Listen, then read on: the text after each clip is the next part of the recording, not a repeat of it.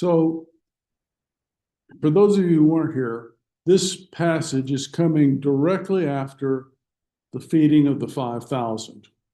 The feeding of the 5,000, remember, was in Gentile area, a little bit across the lake. Crowds and crowds of people had come and to hear Jesus teaching, and that's when we had the also very familiar miracle of the feeding of the 5,000.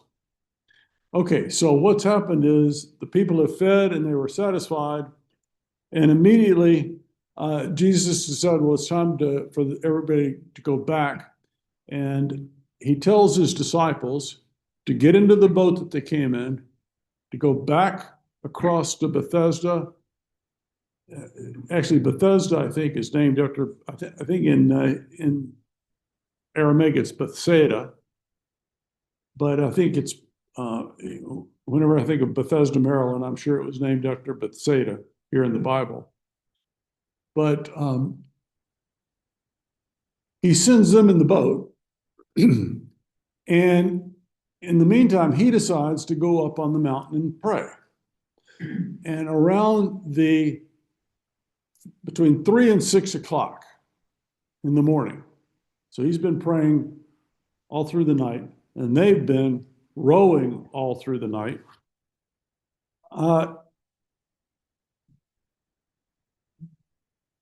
The disciples are going through what can only be described as an ordeal. How many of you have ever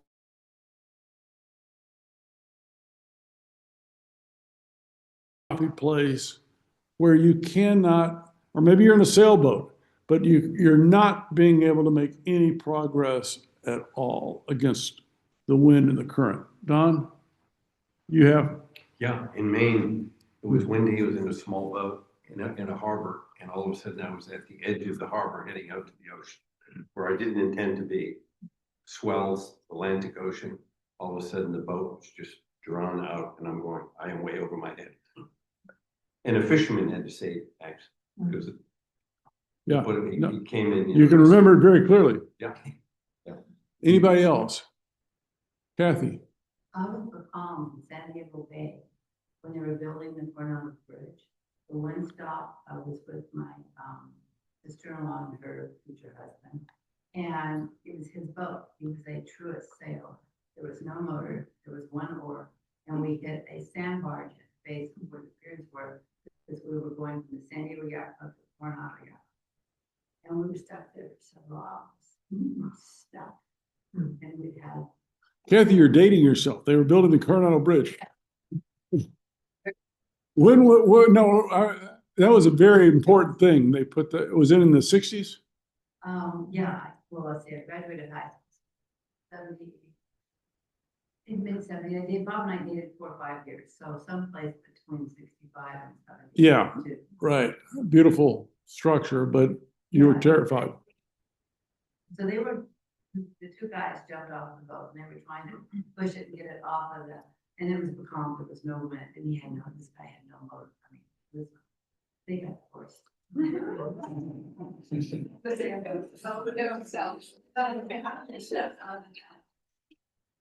Bad nights. Yeah, I encountered something similar. In fact, Art was there, and I was swimming in the ocean, and Bill Strong was there in the ocean between Lanai and Maui, and the wind, it's like a 6-mile channel, and the wind came up, and the tide, the currents came up, and basically I was going backwards.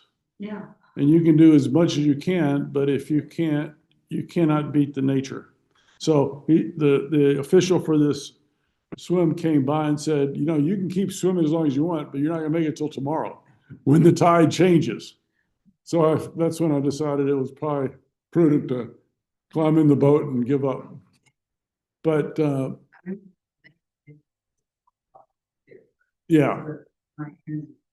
My mother was expecting me home at midnight. There's no way to let her know. We finally came into a dock in Coronado with all the parents sitting on the dock. And where we were, we didn't know. I didn't know. I was like 18 years old. I didn't know. There was no cell phone call unless that people know that we replied. Well, no, I remember hunting around for pay phones trying to find a dime in the backseat of the car. But that's a different story. We won't talk about those days. So the disciples are undergoing a physical ordeal. I don't know how many of you have ever tried to row, but my gosh, they've been out there for hours rowing, right? And they're not making any headway. So they're separated from their teacher. They're separated from their rabbi, their master, Jesus. They're undergoing this ordeal. They're fighting against the waves and wind. And after hours of hard rowing, Jesus sees them struggling and he rejoins them during, it's called the fourth watch. Bill was in the Navy. Did they call it the fourth watch when you're in the Navy? Or is that an old-fashioned terminology? Yeah, I can't remember, such a long time. Anyway, the fourth watch. Okay, that's probably right. So the fourth watch was between 3 and 6 in the morning. And he approaches them by, remember, the crowds themselves are walking around the side of the lake, and they may have already gotten home by now. Jesus decides to approach them by walking on the water. The lesson, of course, is that the wind and the waves, which are impeding the disciples' progress in the rowboat, they're no obstacle for Jesus. And so all of you from Sunday school have an imager in your mind of Jesus walking on the water and the disciples being out there in a small boat and the wind and the waves, right? Okay, let's talk a little bit, though, about something you probably haven't considered as much, since most of us aren't as much of a student of the Old Testament as we should be, and certainly not as much as the Old Testament as we are of the New Testament. But for people who knew their Old Testament, and let's face it, all of these people knew their Old Testament, right? All of these Jews who had gone to hear Jesus speaking, they'd been raised in a synagogue, they'd been read stories out of the scripture their whole life. And this image of Jesus passing by would have had very strong importance to them if it had registered. It wasn't registering yet. But the words in the Old Testament, what we call the Old Testament, the Jewish scripture, to pass by, are very important. When the words to pass by are connected to Yahweh, God, what is that called? Passover? No.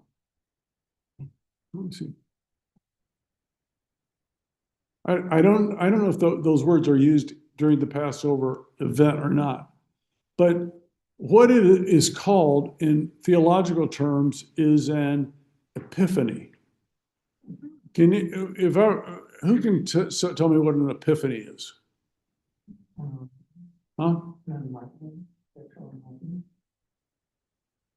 I can't understand you. Oh, a spiritual enlightenment. Okay, a spiritual enlightenment.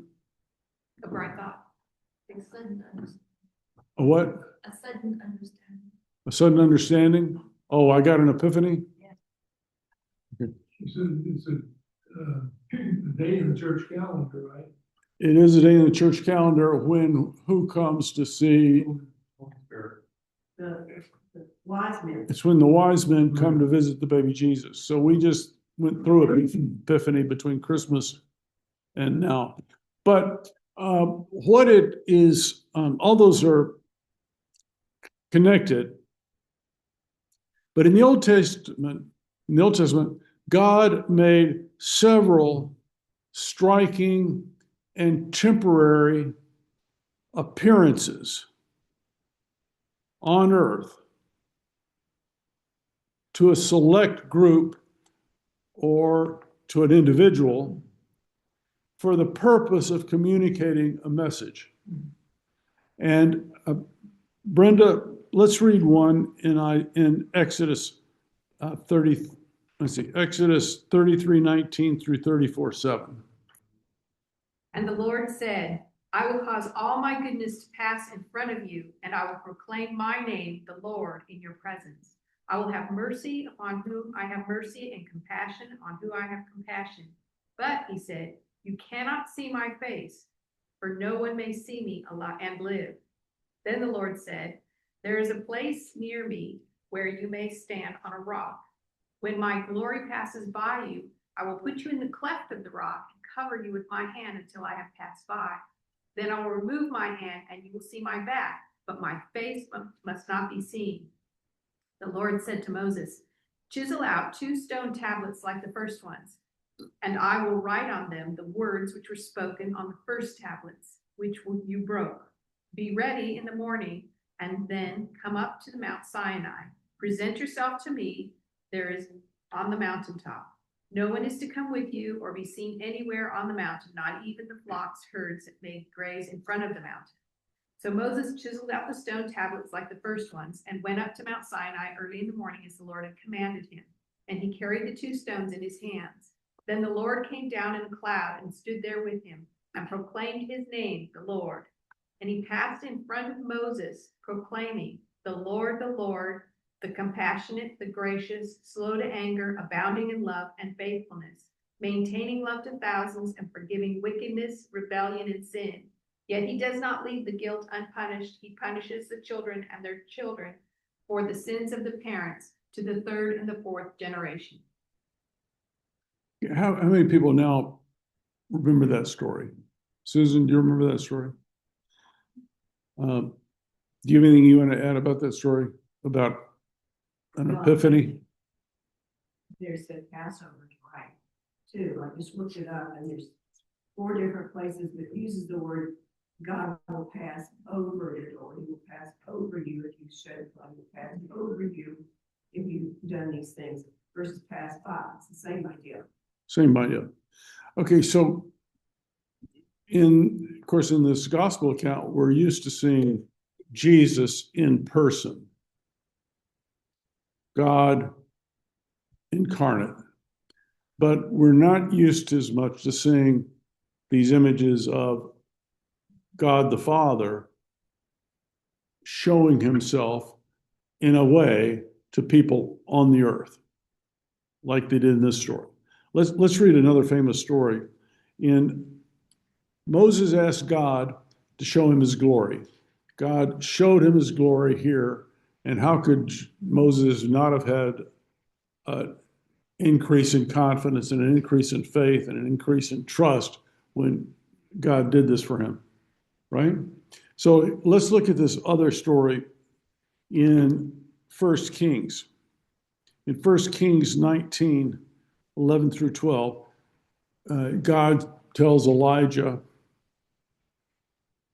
The Lord said, go out and stand on the mountain in the presence of the Lord, for the Lord is about to pass by. Then a great and powerful wind tore the mountains apart and shattered the rocks before the Lord. But the Lord was not in the wind. And after the wind, there was an earthquake, but the Lord was not in the earthquake. After the earthquake came a fire, but the Lord was not in the fire. And after the fire came a gentle whisper. When Elijah heard it, he pulled his cloak over his face and went out and stood on the mouth of the cave. Then a voice said to him, what are you doing here, Elijah? okay, so God revealed himself to Elijah in person. In the lesson, in that lesson is not in the gigantic earthquake or the gigantic storm, but in the still small voice, right? So when Jesus wants to, in this passage, Jesus, look at the language. He says he wants to pass by his disciples in the boat. He wants to pass by his disciples and he wants them to see his transcendent majesty as a divine being. He wants to give them assurance. He's still with them. They've been out there struggling for hours. And he wants to assure them that he is still with them. So in the passage with Moses and the passage with Elijah, you notice God, the Father, cannot fully be seen. But Jesus can be. And so that's showing them, remember, they're still not getting the whole message. And we're going to be astounded at how they continue not to get the whole message all the way up until after the resurrection. Even up until when, of course, the biggest example is when Jesus, on the night of his betrayal, tells the slave girl, I don't know this guy. But they're still in the process of getting the message. Who is this? And so Jesus is showing them that the one who's coming to them, passing by on the water, isn't just another Moses. Only God can walk on the water. Moses couldn't walk on the water. Of course, Moses was present at what had been the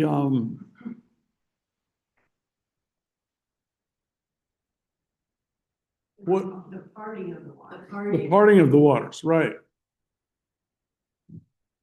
The only God, though, can walk on the sea. And his greeting to them is not just, hey guys. He greets them with the divine formula for God's self-revelation. What is the Aramaic word? I think it appears over 400 times in the Old Testament. You know, there are 4 or 5 names for God in the Old Testament. El Shaddai, Adonai. What is the one that's used the most? Right. So Yahweh is a tetra. Somebody that's more of a Bible scholar, it's a tetrahedron. Basically, how is Yahweh spelled in Aramaic? No vowels. It's YHWH, right? And then for English translations, they put in the vowels. But YHWH couldn't be said, right? You weren't supposed to say the name. It's such a holy word, such a powerful divine word that humans weren't even supposed to say it aloud. Therefore, there aren't even any vowels in it to help you say it. And we would pronounce it Yahweh. It's used, I think, 400 and something times in the Old Testament as the name for God the Father. So Jesus greets them. What does he say to them? I am. Yahweh means I am.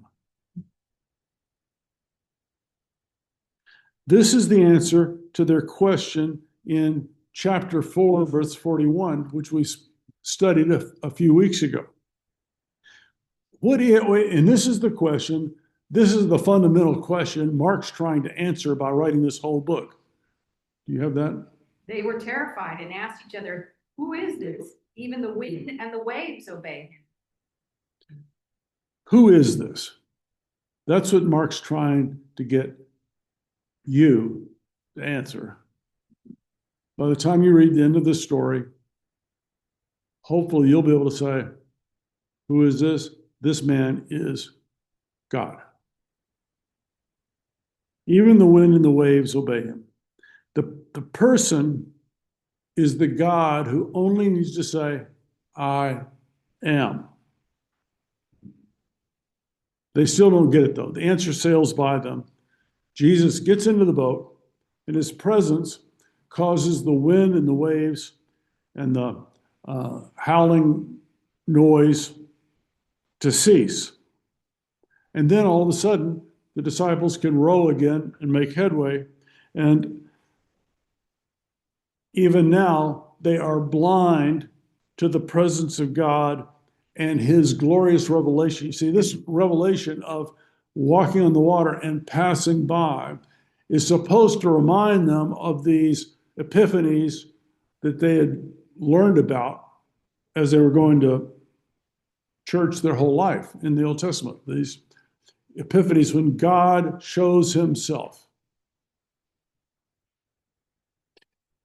Jesus doesn't, the beautiful thing about Jesus, unlike I was saying about, this is a management lesson, by the way. Jesus, does he say, you guys are a bunch of numbskulls? What do I have to do to get you guys to understand who I am? He doesn't. He doesn't require the disciples to grasp things immediately. They aren't to be condemned for what Mark calls their hard-heartedness. Their callousness. It just doesn't come through. He doesn't condemn them for that. He doesn't condemn them for the fact that the mind-boggling reality. Art's brought this up on a couple of occasions during this course. How can they be there and see these things and still not understand? I mean, if Jesus were here, I would believe. But Jesus himself says there's going to be plenty of people that even if a person rises from the dead, they're still not going to believe. And why are they not going to believe? Because it gets into that whole subject we've been talking about. It means them giving up their whole understanding of who they are and where they're going. Their cheese is being moved.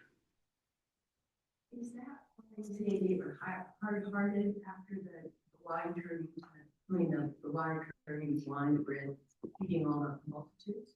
It's just an odd thing. He said, anyway, in the verse it said, after the miracle of the bread and the fish, their hearts had turned hardened. What does it think? Yeah. Oh, here it is. Yeah. Their hearts were hardened. Is that what you mean, hardened, that they're just not willing to accept it? Yeah, it still doesn't sink in. So God is in their midst, in the very person of Jesus. So nevertheless, his self-disclosure is still a little bit veiled. And as I said, full understanding of who this man is not going to come until after his death and resurrection.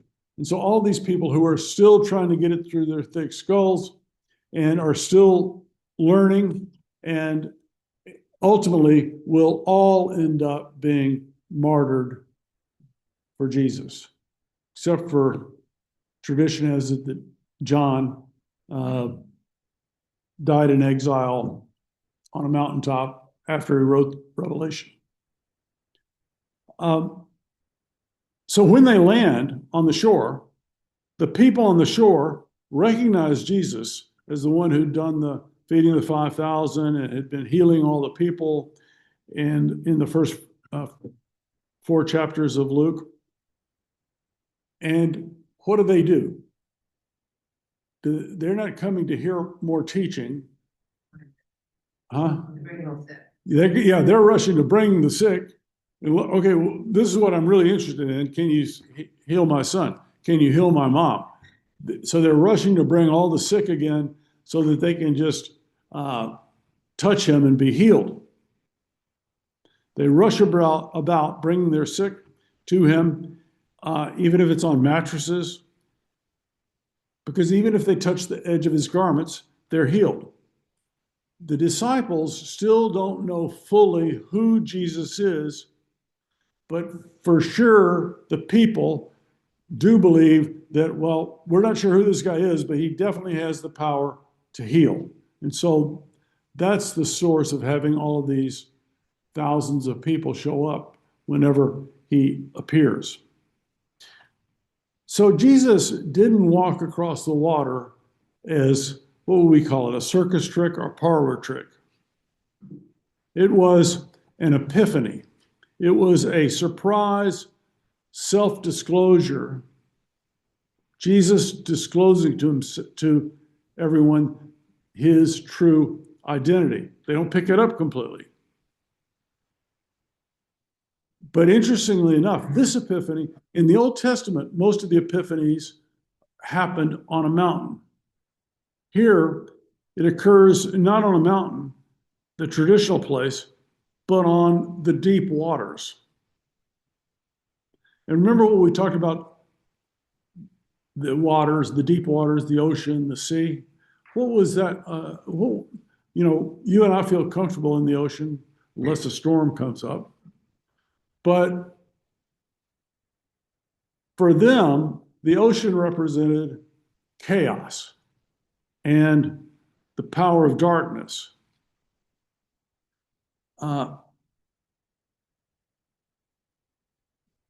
It was a sinister place. Of course, the sea had been the scene of Israel's greatest deliverance when God parted the waters of the Red Sea. And he showed his mastery over the waters, over chaos as creator when he separated the land from the sea. But Jesus works on the waves. Jesus walks on the waves like God. And he speaks like the one true God. He says, "It is I. Don't be afraid." He's showing them a glimpse of his divinity, a glimpse of who he really is. Where's the other time that Jesus walked on the water? And then Peter gets out and walks a few steps and then realizes something and then falls in the water. In Matthew 14. Is that the same? Yeah. The storm, Jesus. And then I'm noticing it, they exclude that, walking on the water in this part. Yeah, so Mark, remember, this is me speaking. This is not the gospel speaking, okay? Remember what we talked about? The first gospel written was Mark. Luke and Matthew had their own purposes. Matthew was interested in having a gospel for the Jewish people. Luke, we'll remember, was writing to his patron, Theophilus, who had sent him to investigate all these things that are going on to see, are all these things true, right? And they had, when they wrote their gospels, they had the gospel of Mark. Then, traditionally, they went around, Mark and Luke, who is this, who do people tradition think was the source for Mark to get his information? Peter. Then Luke, or you said this was in Matthew. So Matthew had the Gospel of Mark to begin with. But remember, if Matthew was in fact the tax collector who had been with Jesus his whole time, he could say, "Oh, well, I remember something else in this story." So I think this is supposed to be the same story. Yeah, it's just that it's embellished. Yeah, because Peter's not going to say, "Oh, I was an idiot and walked out there and he had to rescue me." So Mark didn't include that in his version. Had Jesus been asleep during the storm, they woke him up. That was earlier. Yeah. That was In we. chapter. Yeah. Exactly.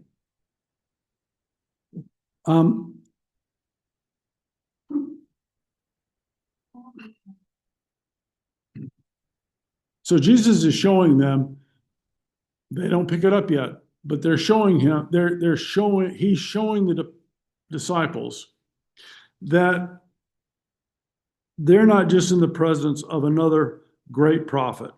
They're not just in the presence of Elijah or Elisha or John the Baptist.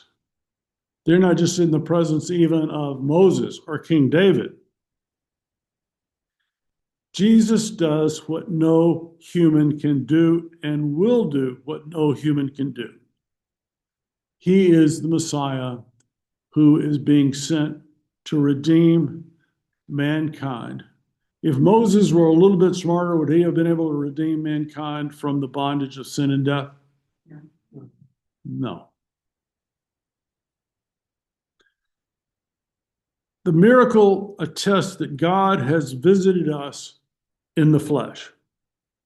In this miracle, Mark presents Jesus' revelation of himself to his disciples as God incarnate. And so, what I wanted to throw up a little bit for discussion, and if I cut you off after 2 minutes, hopefully I'll do it in a polite way. But I want to give people a chance to give their own testimony if God so wants you to. Where has God met you when you were too dense to see it at the time? Where do you realize later on, oh my gosh, God appeared to me, but I was too dense to see it, but he really came into my life. Does anybody have anything that crops to mind?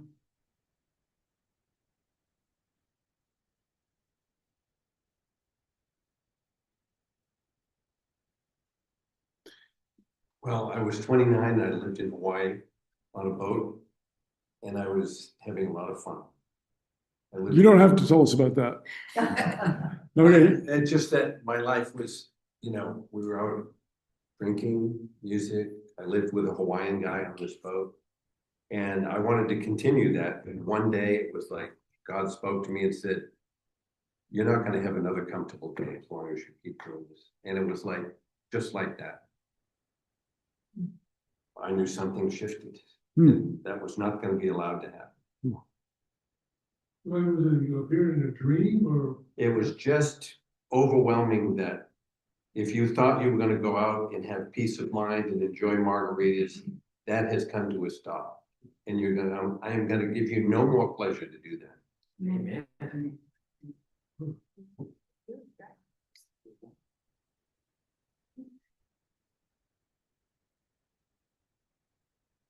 I've always been a little bit afraid to hear God talk to me so clearly and tell me something that I didn't want to hear, or to do something, give up this and do this.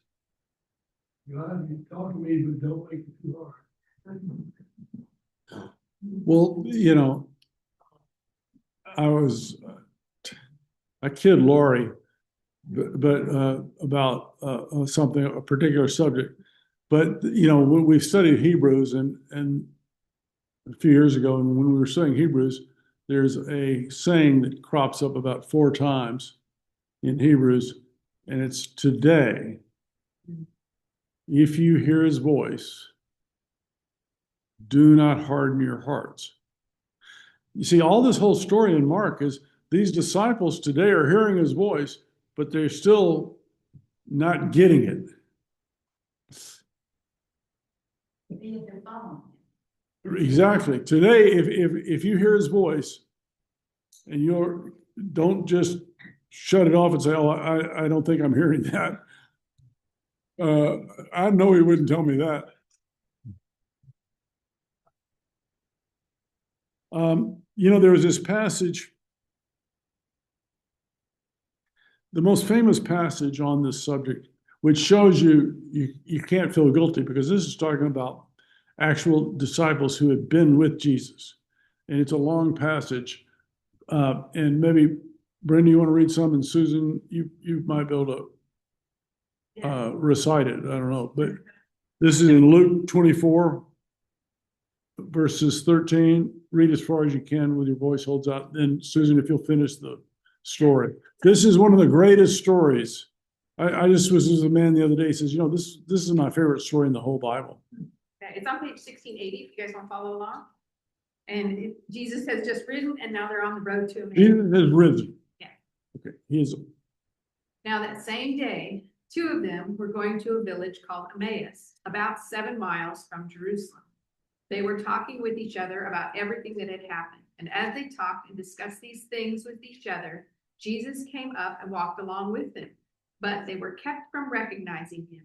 He asked them, "What are you discussing together as you walked along?" And they stood still, their faces downcast. One of them, named Cleopas, said, "Are you the only one visiting Jerusalem who does not know the things that have happened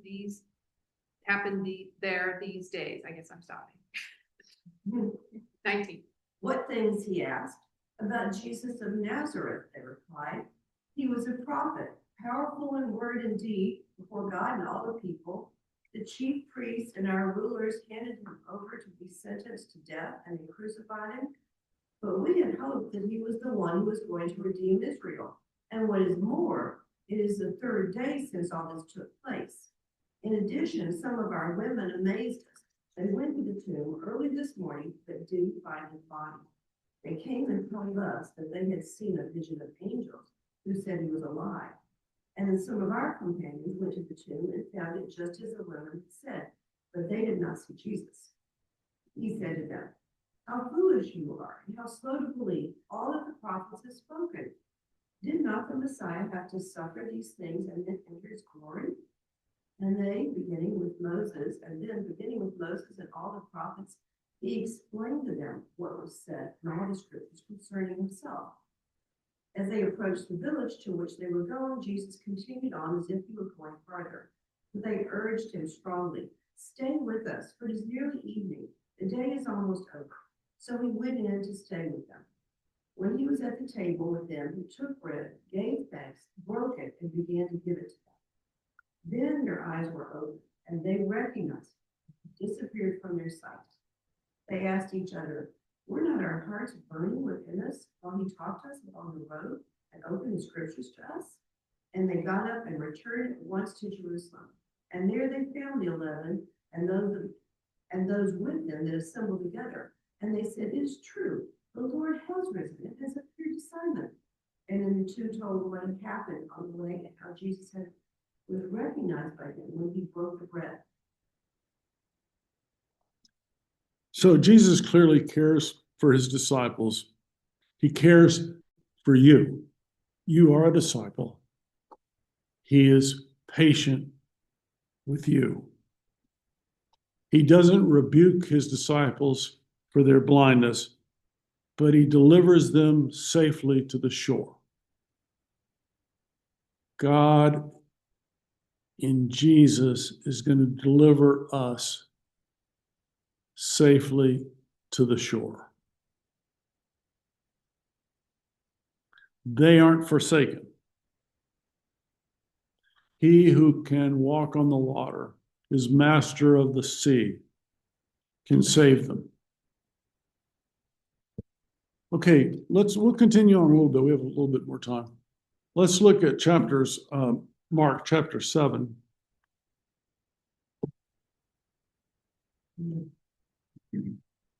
And where did we stop reading?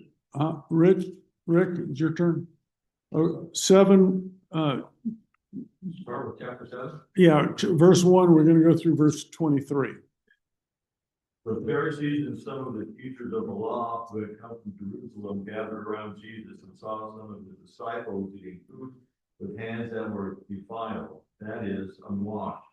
The Pharisees and all the Jews do not eat unless they give their hands a ceremonial washing, holding on to the tradition of the elders. When they came from the marketplace, they do not eat unless they wash.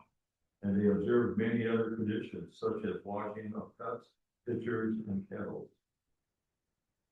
So the Pharisees and teachers of the law asked Jesus, "Why don't your disciples live according to the traditions of the elders, instead of eating the food of the Pharisees?"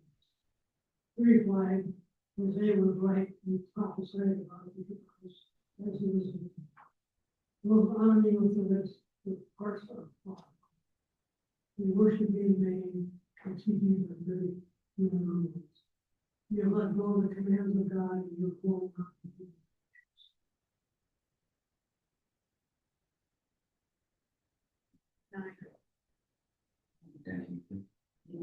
And he continued, you have a fine way of setting aside the commands of God in order to observe your own traditions. For Moses said, honor your father and mother, and anyone who curses their father or mother is to be put to death. But you say that if anyone declared that what might have been used to help their father or mother is Corbin, that is devoted to God, then you no longer let them do anything for their father and mother. Thus you nullify the word of God by your tradition that you have handed down, and you do many things like that. Again, Jesus called the crowd to him and said, listen to me, everyone, and understand this. Nothing outside a person can defile it by going into them. Rather, it is what comes out of a person that defiles them. After he left the crowd and entered the house, his disciples asked him about the parable. Are you so dull? Don't you see that nothing enters a person from the outside and defiles them? For it doesn't go into their heart, but into their stomach, and then out of the body. In saying this, Jesus declared all foods clean. He went on, what comes out of a person is what defiles them. For it is from within, out of a person's heart, that evil thoughts come. Sexual immorality, theft, murder, adultery, greed, malice, deceit, lewdness, envy, slander, arrogance, and folly. All these evils come from inside and defile the person. Jesus left that place and went to the vicinity of fire. He entered a house and did not want anyone to know it, yet he could not keep the secret. In fact, as soon as she heard about him, a woman whose daughter was possessed by an impure spirit came and fell at his feet. The woman was a Greek, born in Syria, Phoenicia. Wait a minute, well, let's hold on. We finished. We'll continue on where Kathy is next time. But in fact, we're not going to finish this time, but let's get started on this lesson. Here we see a confrontation with the Pharisees and the teachers of the law over what's the issue. The issue ostensibly is about eating with unclean hands. So the religious leaders, the Pharisees and the teachers of the law, have either witnessed or heard about all these miracles and the feeding of the 5,000. They may not have seen him walking on the water, but they've either heard about or seen in person all these healings and the feeding of the crowds. And yet, they're oblivious to the fact that God must be working through this man. And they're only noticing an inconsequential matter, inconsequential in the big picture, but very consequential to them, of this washing the hands. He's fed thousands in the desert, and yet they're dithering about eating bread with unclean hands. So Jesus is seething about their whole tradition.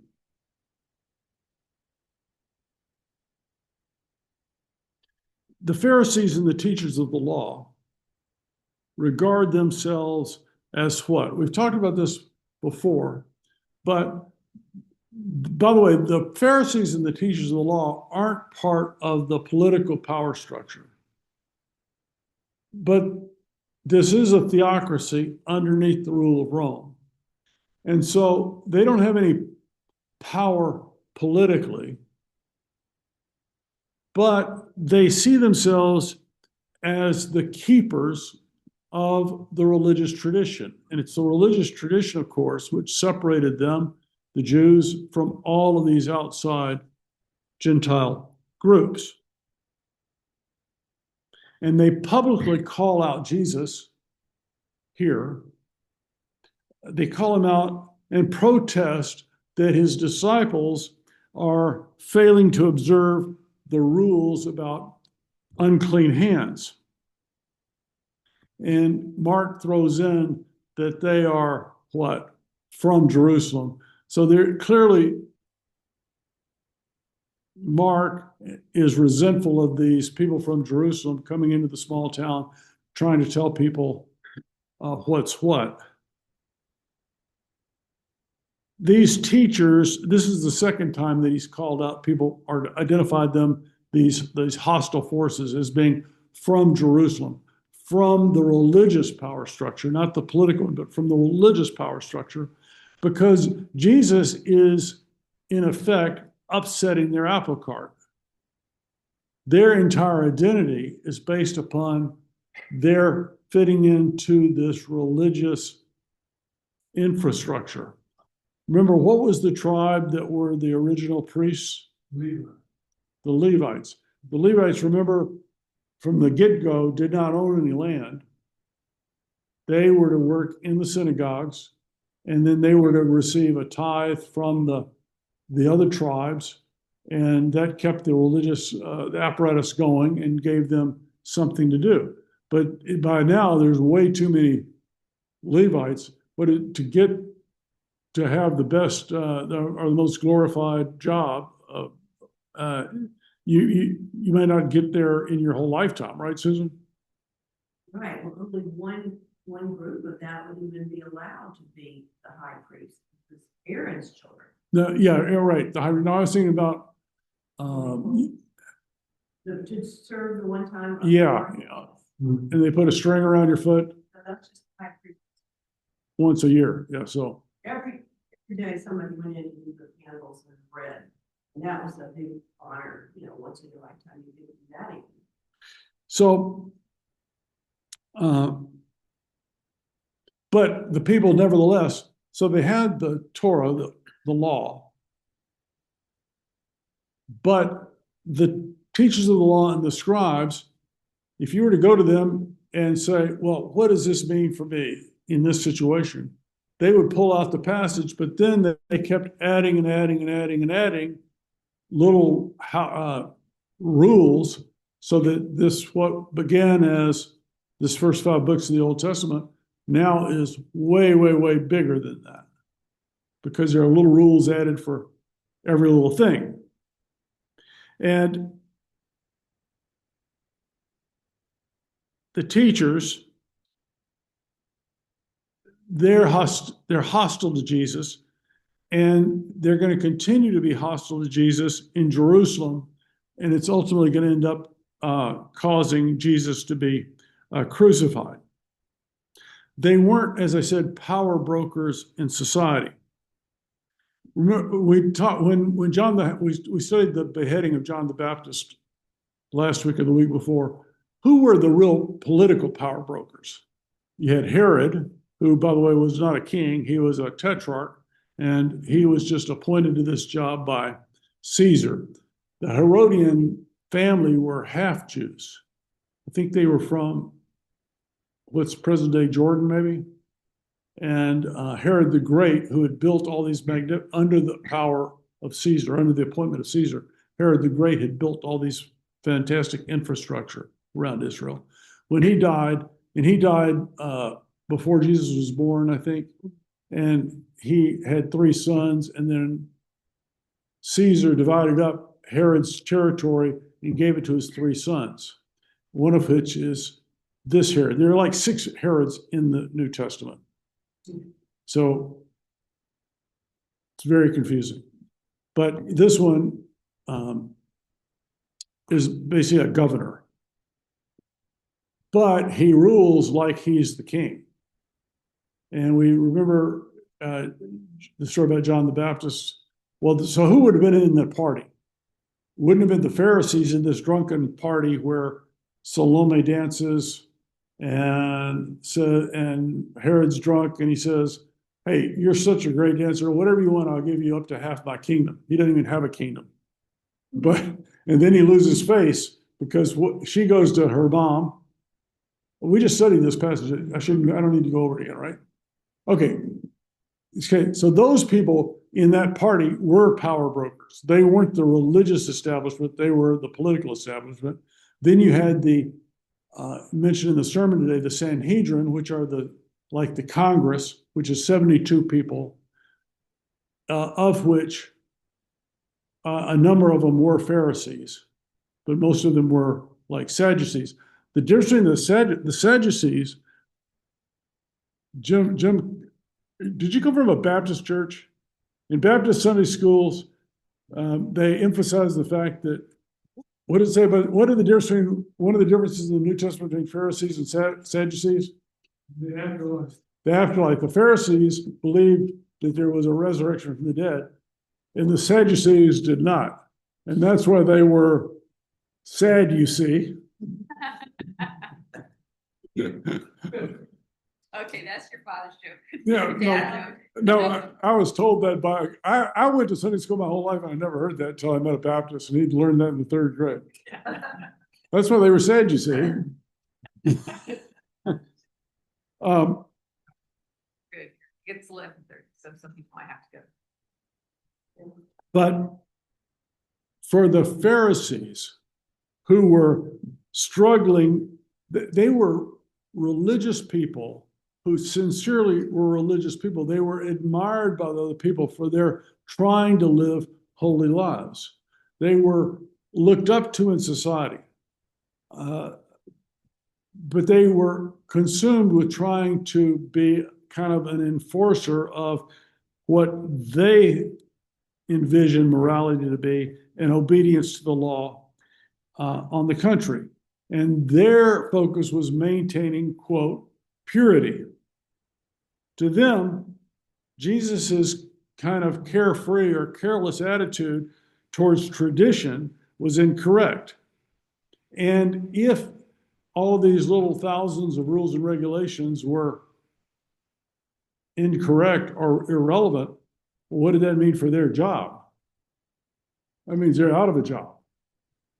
And so they're viewing their cheese being moved.